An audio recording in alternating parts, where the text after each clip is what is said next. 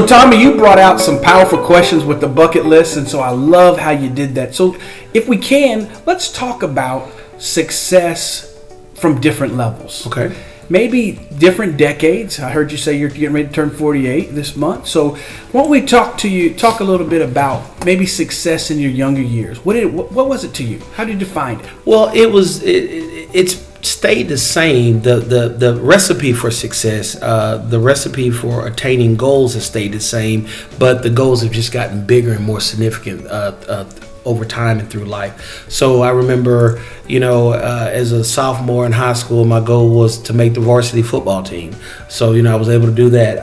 When I was a senior in high school, the summer going into my senior year, I started taking college courses. So when I graduated high school, I wanted to go into college as a sophomore, having 30 credit hours. So I was able to do that. So goals have always been in my life. My parents did a great job of always helping us set goals. I remember being very, very young and Dad saying that it's not always the goal, it's what you become in pursuit of the goal. Mm-hmm. And I've always carried that with me, and that still reigns to be true now in my life. So I just think that as you go through life, the art of goal setting has not changed. It's just that the targets have changed for me. Yeah. No, that's so true. I love that. So Glenda, you said something earlier just in regards to what you're doing from shifting careers. Did it start off as a goal, or did it something that just kind of happened? Kind of walk us through even that. Wow. I talk a little bit about stumbling into success, and oftentimes we do stumble into success. Mm-hmm. But that shouldn't be the way we should walk our lives out. It's okay to do it a few times, but if that's the only approach you have, then you don't have plans. You don't have a vision or anything that's structured in your life. So when I was young, when I was a teenager, my goal, success would have been hanging around the cool kids, okay? Well, I was a nerd, so I have achieved that. I'm hanging around the cool kids. But as I've gotten older, and I love what I do as a commercial lender, now what I see, my clients are all baby boomers, mostly. Okay. They've built their company from sweat and blood and hours and effort and putting the family to the side and working all the hours. And what they have told me, though, is that they've made this multi-million-dollar company and their millennial children don't want it. So now mom and dad can't retire because they can't give the business to any of their children. Wow. That's a huge phenomenon. Yeah. So now they go to merger and acquisition companies, and they have to figure out now, how can I package my company so someone will buy it? That was unbelievable to me, because I'm a baby boomer, and I thought I'd love to take over my parents' company. Yeah. But millennials don't want to do the work. I'm not saying that they are lazy. I'm saying that's not what success looks like to them. Correct. They're thinking about creating an app the whole world will use, billions of people will get it, I can sell it online, I'm good. And you know what? They're right. That's true. So understanding that change and respecting my perspectives, what drives me and what fuels me to go and change the world. So to me, success is really significance in what I feel that is going to be making a difference in someone's lives, whatever my channel is. I love that. Yeah. That's awesome. great. That's great. That's great that you brought out, though, that what their targets are. As Tommy even shared, the targets now look different. And so with that being said, we have to make sure that we don't put what's on us on them. Right. Yeah. Because then we can set them up for failure. So Dr. Monk, you just watching the power of how you can transform the workforce and the workplace, walk us through that person that starts off in a job but needs to shift it to a career. How do we even get that person to that thought process to that it becomes a goal? I mean, maybe walk us through some of the things that you do from that end. Well, first of all, I think, what I do is ask them, why did they choose the role that they're in? And oftentimes you get, it was just a job, or it was about the money. In my 20s and 30s, jobs for me were about the money. And as I became an adult, not a baby boomer yet, but I think I'm a generation, what is it, X? I began to place greater value on making a difference. It became success for me was about making a contribution. How can I add value to the organizations versus the money? So I also asked them, what drives you? Because if you're motivated by money, you will jump from job to job. You will probably never have a career because the motivation is the cash flow. But if you have this deep desire to say, I always wanted to be a teacher, but somebody told me that it didn't make money, well, if that was your desire, step into it. So it goes back again to like what I said, stay. You have to stay true to who you are. And once you stand in your power unapologetically, you can move into that career because no one can dictate your destiny but you. But you can allow people to input things in you that will distract you or get you off course. So always know what motivates you in order to, define success for you. But for me now, it's all about the value that I add and bring. Awesome. Well, take a little bit of time and go through stay. They heard it and they're like, stay. Why didn't she stay on that? Can you give us that definition again? No, that stay. Sure. Don't say it that fast. I'm saying slow so everybody can get it. Please do. So the S is stand in your power unapologetically. Okay. And the importance of doing that is it's all about being authentic. It was only one you created. But when we let other people define us and say this is what you should be or this is who you should be or you're just like me, you lose the essence of who you are. So once you get grounded and you look in the mirror and the only person that you see looking back is you, you need to stay true to you, right? So then you need to stay, what is it, T? See, y'all done got me off. See, if I say it fast, I go. Take control of your thoughts and actions. Again, it goes back to taking your thoughts back, owning who you are and knowing what it is that you stand for. Core values again. What are your core values? Not your mama's, not your daddy's, not Uncle, Auntie, and Granny. It's what are yours. Then you assess whose help you need. That's where the coaching comes in. And what I will say, research shows that African American women are the lowest when it comes to seeking professional development. I believe it. Wow. We want the careers, but we don't want to do what it takes to get to the next level. And if we know anything about the climate that we live in, you're going to have to assess whose help you need. And it's not just going to be because Glenda likes Christy. I'm going to actually have to show you who I am, and then I'm going to have to get the development. I'm going to have to know where I'm weak. I'm going to have to know where I'm still acting like I was a teenager, not showing up when I'm supposed to, all of these things. You need to power up your productivity. You need to know how you're showing up or not. And then yield to the authenticity of you. So part of coaching is digging in deep to understand, to unravel those things, to peel back that onion. And it's going to hurt because you have to, again, look at you. But when you go through all of these steps of getting a coach, even asking your boss for direct feedback or your peers, don't let feedback be a one-way conversation where they're telling you. Ask for specifics. Feedback is good. It helps you grow. So once you have all that, you can stay to yourself, true to yourself. We love it. Y'all messed me up. No, it was totally fine. It was totally fine. So Tommy Jones, you have been seen with some powerhouse people, and you're a powerhouse in your own right. Thank you. How'd you get there? Practice. One of the things that it's funny. People say all the time, I was a 10-year overnight success. That's typically what people say, and what I say all the time is that you can't wait to get ready. You have to already be ready.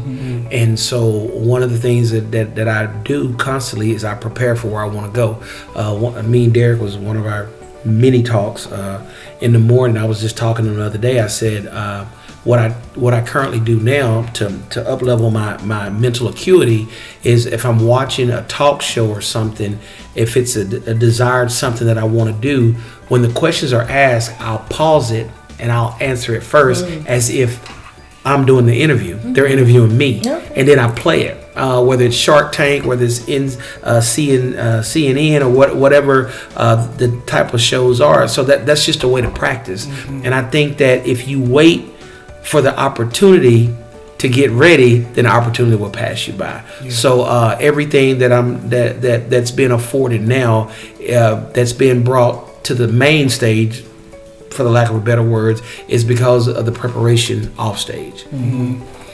Let me stay there for a second, okay? Let me stay there for a second.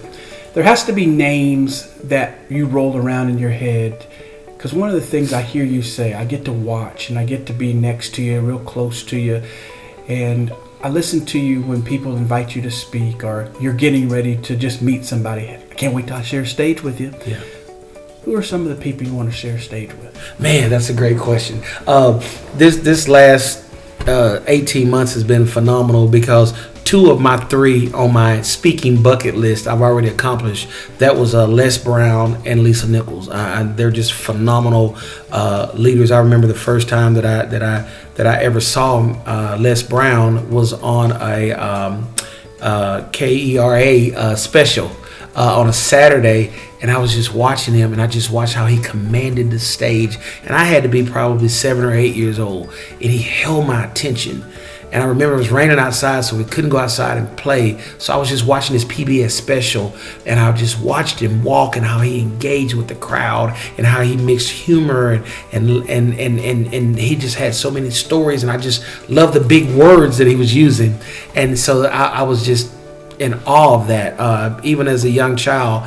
And then Lisa, I've been a champion of hers for probably about the last 5 to 7 years. I actually was introduced to her when she started doing stuff with Steve Harvey, and so they did a success tour, and they actually came through here, and I had the opportunity to go, and I sat in the very, very, very, very top of the arena, and I watched. And I said, I want to do that. I want to do that. But I would say, but my top 2 that's eluded me to this point is Bishop Jakes, and then also Tony Robbins. I remember actually my whole platform, A Moment of Hope, came to me sitting in the American Airlines Center several years ago when Bishop Jakes was having a conference, and he had Oprah there. And I was up in a suite, and I looked down, and they were doing set changes, so the whole place was dark. And then in that instance, that's when I came up with the name A Moment of Hope, because what I wanted to do is I wanted to be able to speak words of light into the dark areas of the lives of people. Good. And so that's how I came up with that. But those are the people, those 4 speakers have inspired me, and I'm halfway to my goal of sharing the stage with those powerful people. Oh, wow. That's awesome. That's awesome. So Glenda, financial literacy and stewardship, those are words that you had to know, you had to champion in order for you to position yourself to attain one of the things that you just obtained. Talk to us about the importance as we move from where we are to where we're headed in the areas of financial literacy. That's a great question, Derek. And my perspective about financial literacy in the commercial and small banking space is that it's very much like your life. Okay, so I opened up small business. I have a passion for making widgets. Nobody makes widgets as good as I do. Then I put my little trademark on there, and everybody goes crazy. So I love to make widgets, and I sell the widgets and all that. That's my passion. So your business is always usually an extension. It's your third leg, right? It's really your counter ego. It's your big ego, right? That's hot. So if you think of it as your life's avatar, right? It's going to respond to however you move it, or if you don't move it, right? Or if you don't position it, or if you are not good at what you're doing, as far as not making the widgets, but managing that avatar. So when you look at it like your life, it is not as daunting if you just look at it like your life. So there's 3 areas. Yes, I'm a commercial lender, and yes, I'm going to look at your financials, and yes, I'm going to hash all that out, and I'm going to help you get a loan, or if you can't get a loan, I'm going to consult you to the point to where you can get a loan. But those aren't always the problems. Usually the problems are three issues, and it's usually the business owner doesn't have vision. They know how to make widgets. They love the widgets, and they like to sell the widgets. But they don't know what they're supposed to do within 2 years or 5 years or 7 years, maybe even in their industry. Will this widget still be really a good product in 7 years or 10 years? I graduated high school in the 12th grade, and I want to be great in whatever space. Will that still serve me, or do I need to do something different? Do I need to do something more? Am I continuing to keep my pulse on my industry or my product? Somebody else made a widget just like that, and they upped the game. Well, I'm not even doing any R&D, So there's no vision. So if there's not a vision on ongoing sustainability, hey, I got people who I'm employing, and I got a family, so everyone's counting on me. So if I don't have a vision, I don't know where the company's going. I don't know if I need to do widgets 2.0 or anything. So that's important. So it's just like your life. You got to know where you're going. You know what you want. So that's the same thing with your small business, and that will encompass plans, real actionable items, marketing material. You're gonna have to have you have to do your work, okay, and have a goal. Know your industry, know your product, know your competitors, and is it sustainable? Okay. The other thing, just like maybe the climate, sometimes the political climate, sometimes just the energy. I probably wouldn't open up a coal business. Because it's going to be around a while, but it's not going to be around forever. Trust me on that. So things like that. The number 2, so I haven't done a good job being a visionary. The other thing is I haven't done a good job of looking at my resources and managing my resources, and that's financial resources, but mostly it is people. Okay, have I kept people on board that I don't really need anymore, or that I should actually change out? Or should I automate something, and that means I'll need less people? Am I okay with that? Or do I feel very connected to folks and I don't want to fire them because I don't have the heart? So things of those nature, those are tough decisions to make. So the same thing you would have in a real family. Sometimes we have blended families. You have to make tough decisions. Somebody has to go and live with them. Somebody has to go and live with them. Or maybe I have to downsize my house. It's just like your real life, okay? And you have to make those hard decisions. You have to know the ramifications of those decisions when you got to do what you got to do. And also resources would be, I found a great sale on the nails that go in the widgets. I'm going to buy all these nails. It's a great deal. But my busy season is over. I won't use those nails till next year. And so they're sitting in my inventory or things like that, and I'm not moving that. So those are little things. I'm not managing my resources well. And then the third thing is going to be your finances and how you manage those finances. And the finances is the biggest piece that allows you to do all you need to do. If you don't have enough working capital, you can't take that big contract. I got a contract, $1 million contract. Well, I got to buy the raw material. I got to open up the shop. I got to hire some extra people. I got to train them. Then I got to do all this stuff to create the widgets, then ship the widgets and complete my contract. Then I may get paid in like 120 days. Gotcha. Well, you need working capital to do that. Yep. And if I haven't done a vision, I don't have any plans, I don't have any financial statements, I don't have any projections, I don't know how much it really costs to make the widget. Yep. I don't know how much it really costs to make the widgets, nor when I'm breaking even. I show that I'm making some profit, but am I really breaking even? Yeah. So those kinds of things are the same ideologies you need in your own house. Yep. And so that will kind of make it now a little less daunting, and business owners can understand that. I had a $15 million company, and he was very frugal, but he was taking all the profit and putting it into a project in India. It was a great project in India, but it sucked the life out of his company here in the U.S. And so a $15 million company could not get a working capital line. Wow. So Powerful. Thank you guys so much. We're in the 2-minute drill. Okay. So you're speaking to your who. You have 30 seconds. Think about your who. So you know what you do. We heard your what. We know your sweet spot. But I want you to speak for 30 seconds to your who. You can talk to them from the beginning, they're stuck, or you can talk to them to scale. But talk to your who. Give me 30 seconds, Tommy Jones, to your who. My who is people that want a better life.